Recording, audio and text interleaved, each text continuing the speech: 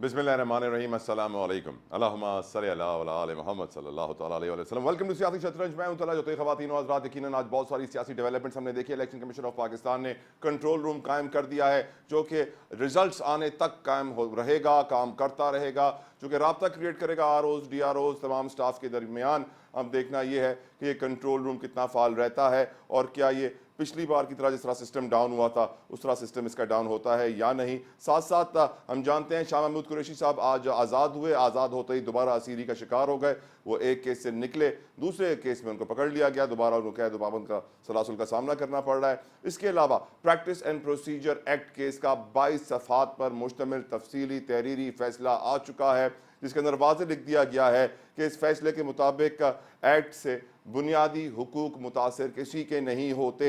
6 के मुकाबले में 9 की अक्सरियत से कानून बनने के बाद अपील का हक ख़त्म कर दिया गया है और आइन पार्लियामेंट को इख्तियार देता है कि वो कानून साजी करे। और यकीनन एक बहुत बड़ा फैसला आ चुका है जिसके ऊपर बहुत सारी कयास आराइयाँ हो रही थी, उस पर भी हम कानूनी राय जानेंगे अपने माहिरीन की। MQM के मुस्तफ़ा कमाल साहब आज कहते हैं कि पीपल्स पार्टी इलेक्शन लड़ना नहीं, इलेक्शन खरीदना चाहती है, लेकिन हम एट द सेम टाइम जानते हैं कि आज एक बहुत बड़ा दिन है। मोहतरमा शहीद बेनज़ीर भुट्टो की 16वीं बरसी है, जिसके ऊपर हम हमेशा की तरह हम देखते आए हैं गढ़ी खुदाबख्श नौडेरों में बड़ा खिताब, बड़ा इजलास, बड़ी तादाद में कारकुनान वहाँ पहुँचते हैं। और बिलावल भुट्टो जरदारी ने मंशूर सामने रखते हुए एक 10 निकाती एजेंडा भी रखा है, जिसके ऊपर अमल करके वो समझते हैं कि वो ताकत में आएंगे और मुल्क तरक्की करेगा, आवाम तरक्की करेंगे।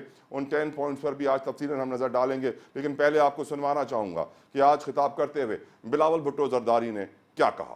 हम इलेक्शन को मुकाबला समझते हैं, हम इलेक्शन से डरने वाले नहीं हैं, हम इलेक्शन में डट के मुकाबले करने वाले हैं। 10 ऐसे पॉइंट्स हैं जो मेरे प्रायोरिटी होंगे। 5 साल के अंदर हम चाहेंगे कि हम आपके तनख्वाह में हर पाकिस्तानी का तनख्वाह को डबल करके, ताकि वो ये महंगाई का मुकाबला कर सके। हर जिला को कम कीमत पे बिजली पहुंचाएंगे। हमें वापता की जरूरत नहीं, हमें सेप्को का जरूरत नहीं, हमें के इलेक्ट्रिक का जरूरत या लेस्को की जरूरत नहीं होगा। इंशाअल्लाह ताला हम इस तरीके से आपको ना सिर्फ बिजली पहुंचाएंगे मगर कम कीमत पे वो बिजली पहुंचाएंगे। नौजवान के साथ ये वादा है कि हमने अपने तालीमी इदारे को ना सिर्फ फाल करना है मगर ऐसे मंसूबे लेकर आने हैं जिससे हमारे बच्चे को अच्छा तालीम मिले और पूरा तालीम मिले। यकीनन बिलावल साहब ने जो 10 पॉइंट्स उठाए हैं बहुत इंपॉर्टेंट है। ये पाकिस्तान के लिए इतने इंपॉर्टेंट थे कि 75 साल पहले उठने चाहिए थे, अफसोस के साथ आज तक नहीं उठे। लेकिन इससे पहले कि मैं बिलावल साहब की तकरीर को तफसीलन डिस्कस करूं, पहले तारुफ करवाऊं अपने पैनल का आपके साथ। मेरे साथ कराची स्टूडियो में मौजूद हैं अरशद वोरा साहब from MQM Pakistan. Thank you so very much Vora साहब फॉर योर प्रेशियस टाइम। साथ साथ मुझे ज्वाइन कर चुके हैं फ्रॉम GDA सरदार अब्दुल रहीम साहब। सरदार साहब बेहद मशकूर, शुक्रगुजार आपके कीमती वक्त के लिए। मुझे ज्वाइन किया है ख्वाजा सुहेल मंसूर साहब ने। Khwaja Sahab thank you so very much. और लीगल ओपिनियन जानने के लिए हमारे साथ मौजूद हैं हाफिज एहसान अहमद साहब। Thank you so very much Islamabad studio में हाफिज साहब आपकी कीमती वक्त का। क्योंकि आज शहीद रानी की बरसी है 16वीं। इससे पहले कि मैं बिलावल साहब को डिस्कस करूं, मैं चाहता था कि अपने मेहमानों से पूछूं कि उनकी क्या यादें हैं, क्योंकि यकीनन बेनज़ीर भुट्टो पाकिस्तान के लिए दुनिया की पहली खातून वज़ीर आज़म थी और उनकी जो खिदमात थी वो आज हर कोई याद रखता है। और तो उनकी जो खिदमात हैं कोई भुला नहीं सकता शहीद रानी की। और जो उनकी 30 साला जमहूरियत के अंदर जो उनकी परफॉर्मेंस थी, मैं तो बड़ा उनको याद करता हूँ। पूछता हूँ अपने मेहमानों से वो शहीद रानी को कितना याद करते हैं। अरशद वोरा साहब, I will start with you, क्योंकि यकीनन आप भी जानते हैं कि मोहतरमा की जो कैरिस्मेटिक पर्सनालिटी, आला तालीम याफ्ता, वालिद को फांसी चढ़ाया गया, 2 भाई कत्ल किए गए, कितनी मुश्किलात, आमरियत, आपकी कुछ यादें शेयर करेंगे वोरा साहब मोहतरमा की? बिस्मिल्लाहिर्रहमानिर्रहीम। Definitely there is no doubt कि she was an iconic leader. और जो है उनकी कुर्बानियाँ, जिस तरीके से उन्होंने जेल में सोबतें भी बर्दाश्त की, जिस तरीके से जो है जलावतनी, फिर वालिद की फांसी को देखना, तो ये तमाम चीज़ें जो हैं उन्होंने एक्सपीरियंस की। और उसके बाद she was a very matured prime minister, matured politician, और बड़ा अच्छा विजन था दुनिया में जो है, चाहे whether it was foreign policy और whether it was interior policy, she had mastered into it. اور ابھی ہماری ایکسپیکٹیشنز ان سے بہت زیادہ تھیں، لیکن اٹس ویری انفارچونیٹ کہ ان کو شہید کر دیا گیا 27 دسمبر 2007 کو، اور یہ ملک کے لیے ڈیفینیٹلی ایک بڑا سانحہ ہے. بڑا اور سانحہ، بڑا پیپلز نقصان. پارٹی کا جو ویژن تھا، یہ بھی میں ساتھ ساتھ کہوں گا کہ انفارچونیٹلی آج وہ پیپلز پارٹی رہی بھی نہیں ہے جو بے نظیر صاحبہ کے دور میں تھی. Right sir. سردار عبدالرحیم صاحب، آپ کی نظر میں محترمہ کی کیا یادیں ہیں، کچھ ایسی جو آپ شیئر کرنا چاہیں ہمارے ویورز کے ساتھ سر، ٹریبیوٹ پیش کرنا چاہیں انہیں؟ میں یہ کہوں گا کہ بہت ہی ایک اندوناک اور افسوسناک واقعہ تھا وہ پاکستان کی تاریخ میں، اور میں سمجھتا ہوں کہ کوئی شخص بھی پاکستانی ایسا نہیں ہوگا جو اشکبار نہ ہو اس دن. ایک یقیناً. بڑا سانحہ تھا. لیکن ساتھ میں یہ بھی کہنا چاہوں گا کہ جو زیادتی ہوئی تھی، پیپلز پارٹی نے اس کو صحیح طریقے سے اون نہیں کیا، کیونکہ اگر وہ اون کرتے تو اس کی انکوائری ہوتی، جو رسپانسبلٹی فکس ہوتی، اور وہ لوگ پکڑے جاتے جنہوں نے جو یہ کارروائی کی. اس پہ کوئی پیش رفت نہیں ہوئی، حالانکہ پیپلز پارٹی مرکز میں بھی حکومت میں رہی ہے اور 15 سال سے سندھ میں حکومت میں رہی ہے. تو یہ ایک افسوسناک پہلو ہے. میں سمجھتا ہوں بے نظیر صاحبہ کے ساتھ بڑی پیپلز پارٹی نے زیادتی کی ہے اس حوالے سے. اور جو گورا صاحب کہہ رہے تھے پیپلز پارٹی وہ نہیں رہی، تو ہم تو اس کو اس طریقے سے کہتے ہیں کہ یہ پیپلز پارٹی نہیں ہے، یہ زرداری لیگ ہے. تو آگے دیکھیے انشاءاللہ کیا ہوتا ہے. یقیناً آپ نے اشارہ اسی طرف کیا جو نعرہ لگتا تھا کہ بی بی ہم شرمندہ ہیں، تیرے قاتل زندہ ہیں. خواجہ صاحب، یقیناً آپ کی بھی بڑی یادیں ہیں، بی بی کے ساتھ کچھ شیئر کرنا چاہیں گے سر؟ دیکھیں، آج ہمارے لیے ایک وہ دن ہے جس کو ہم کبھی ساری زندگی بھلا نہیں سکتے، بلا شبہ. اور بی بی کی شہادت کے اوپر پوری قوم جو ہے اشکبار ہے، کیونکہ بی بی کو شہید کرنا یا جوڈیشل مرڈر جو ہے ذوالفقار علی بھٹو کا، یہ آپ کے سامنے صرف یہ حقیقت کو پیش کر رہا ہے کہ 75 سال جو پاکستان کی ترقی رکی، بی بی شہید یا ذوالفقار علی بھٹو شہید، ان کی شہادت تو قوم کے لیے ایک قربانی تھی، لیکن اس کے ساتھ آپ یہ دیکھ لیجئے کہ ہمارے سے اکانومی روٹ گئی، ہمارے غریب کی روٹی چھن گئی، ہماری ترقی چھن گئی.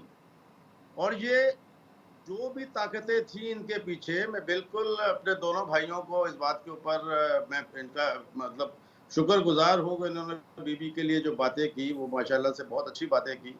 اور یہی ہمارا جذبہ ہونا چاہیے کہ اگر کوئی ایک لیڈر اچھا کام کر رہا تھا اور اس کو شہادت دی گئی، اور اس لیے شہادت دی گئی تاکہ ملک ترقی نہ کر سکے. ملک کی ترقی کو روکنے کے لیے بی بی کا جو ویژن تھا وہ سب ساری دنیا جانتی ہے. ذوالفقار علی بھٹو نے سب سے پہلے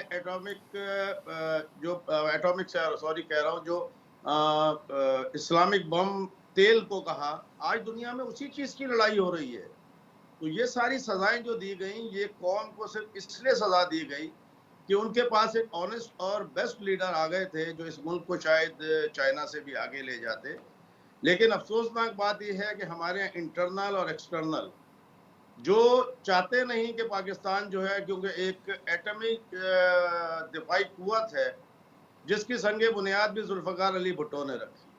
اس کے ساتھ جو میرے بھائی نے بات کی کہ اس کے اوپر پیپلز پارٹی نے اونرشپ نہیں لی، تو یہ میرے خیال میں بات نہیں کرنی چاہیے. یہ دل دکھانے والی بات ہے، ورنہ انکوائری کمیشن تو لیاقت علی خان پر بھی بنا، بہت سارے جو ہمارے ٹی وی کے اینکرز ہیں ان کے اوپر بھی بنا.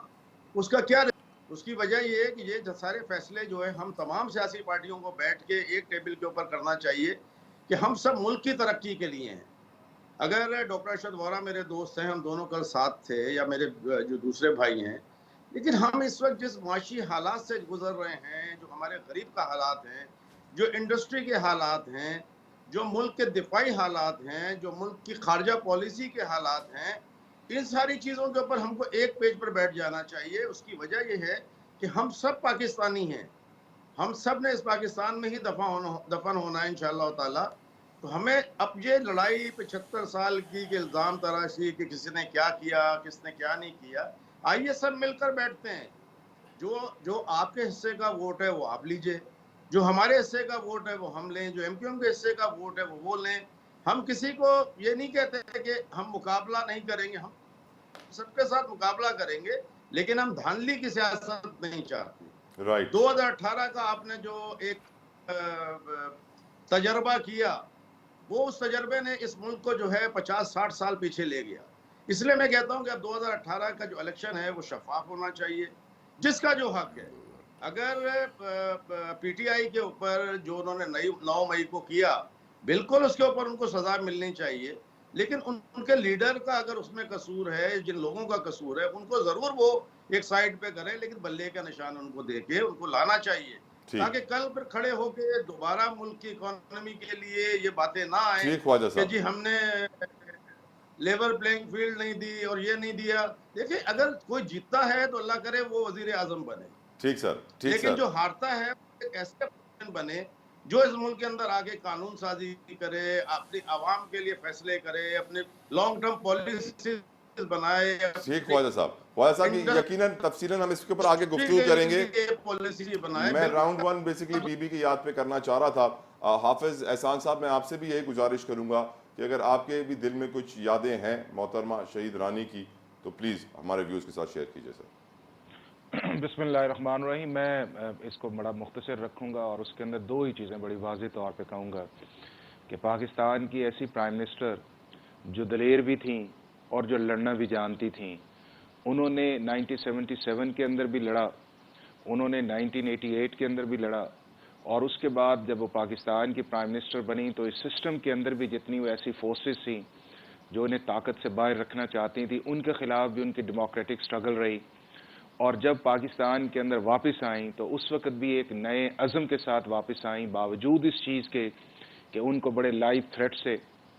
اور اگر آپ وہ سال دیکھ لیں جب پاکستان کے اندر 2007 کا ایک الیکشن انوائرمنٹ تھا، تو جو ان کی موومنٹ تھی پورے پاکستان کے اندر اور کس طرح ان کے پیچھے جو تھے تھریٹ الرٹس جاری کیے جاتے تھے، تو آپ اس چیز سے اندازہ کر سکتے ہیں کہ ایک نڈر عورت، ایک دلیر عورت جو پاکستان کی ڈیموکریسی کے لیے، پاکستان کے لوگوں کے لیے اور پاکستان کی عوام کے لیے ہر وقت جو ہے وہ سٹرگل کے اندر رہی، اللہ تعالیٰ ان کے درجات بلند کرے اور ان کی مغفرت عطا کرے، اور جو ان کے پرنسپلز ہیں ایز اے پولیٹیشنز، وہ پیپلز پارٹی جو ہے وہ آئندہ اپنے مینیفیسٹو کے ذریعے وہ ساری کی ساری چیزیں پوری کرے، تاکہ ان کو اور ان کے والد کو یہ تسکین ہو کہ پیپلز پارٹی کا جو آبجیکٹو تھا یا مینیفیسٹو تھا اس کے لیے یہ لوگ بیسٹ سٹرگل کر رہے ہیں، اور جو انہوں نے جان دی ہے اس جان کی یہ قدر کریں۔ یقیناً پیپلز پارٹی نے اپنا مینیفیسٹو آج 10 نکات کی شکل میں پیش کر دیا ہے بلاول صاحب نے۔ اب دیکھنا یہ ہے کہ وہ کتنا پریکٹیکل ہے مینیفیسٹو۔ پروگرام میں تفصیلاً ڈسکس کریں گے اس بریک کے بعد، ہمارے ساتھ رہیے گا۔